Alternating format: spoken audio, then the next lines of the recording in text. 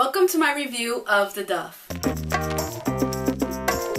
The Duff is directed by Ari Sandel. It stars Mae Whitman, Robbie Amell, Allison Janney, and a bunch of other very talented actresses, not so many actors. Now the premise of the story follows a character played by Mae Whitman, who is named Bianca. She is what is considered the Duff of her group. For those who don't know what Duff means, it's not Hillary Duff and it's not Duff beer. Duff means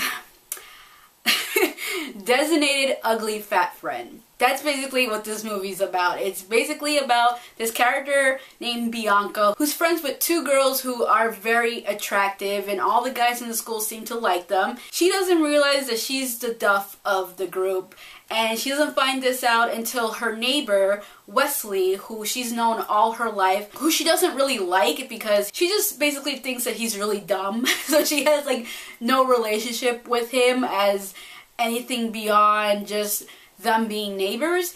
And they're having this conversation because he's always talking to her and she just kind of ignores him because she finds him to be obnoxious. During this conversation, he mentions the fact that she's the Duff of the group, and she's like, a Duff? What the hell is that?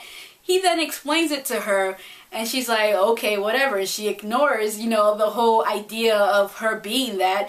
And then the following day happens and she starts realizing everything that he described what a Duff was. She started to realize that that stuff was happening to her when it came to her two best friends who were really attractive. And then after realizing that she is the Duff of the group, she then goes to Wesley, who is the guy that informed her that she is the Duff, to how unduff herself, and so she will no longer be the Duff. And that's basically when the story opens up and becomes what it is. Now, I went into this movie not expecting much out of it, honestly, because I did watch the trailer prior to seeing the movie, and I found myself laughing during certain things in the trailer. I was like, might as well go see it. It might be funny. You know, what's the worst case scenario? And I have to say, this movie was pretty damn funny. I actually laughed a lot during this movie. I wasn't expecting to enjoy it as much as I did. I kind of thought the theme of the whole movie was kind of degrading towards just women in general, so I thought I was going to be like more offended than anything else. And I have to say, yes, there's certain aspects of this movie that's pretty offensive, but at the same time it redeems itself with the overall story. This movie had a very John Hughes type of feel to it. If you don't know who John Hughes is, he's a director and writer who basically gave us like Breakfast Club, Pretty in Pink, 16 Candles, Ferris Bueller's Day Off, a bunch of other movies that I can't think off the top of my head right now. Those type of movies, this movie had a lot of that same feel to it.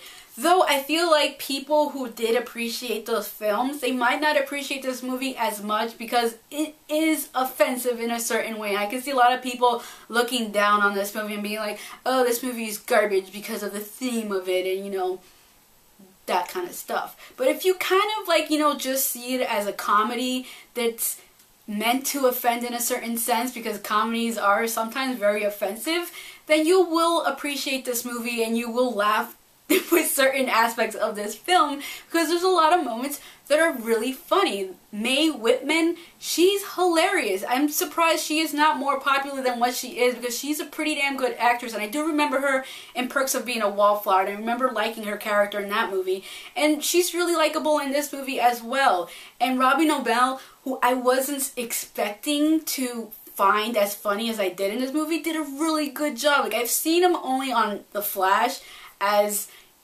Firestorm, so I didn't really know what to expect from him, and I have to say, he has good comedic timing. There were certain things that he did in this movie that were pretty damn funny, and it had me laughing out loud. Overall, I personally enjoyed the movie for what it was. I thought it was pretty damn funny, and I think if you go in with an open mind, you will enjoy the movie. I definitely recommend this movie to anybody who watches the trailer. If you get a little chuckle out of it, check it out. You might end up enjoying it. So that is my review of The Duff. Thank you for watching, and if you haven't already, please subscribe. Justice League Throne of Atlantis is a continuation of Justice League War.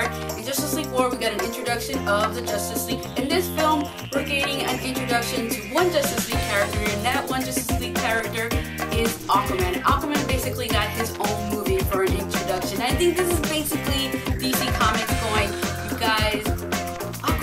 isn't as lame as you think he is. He's a pretty badass character.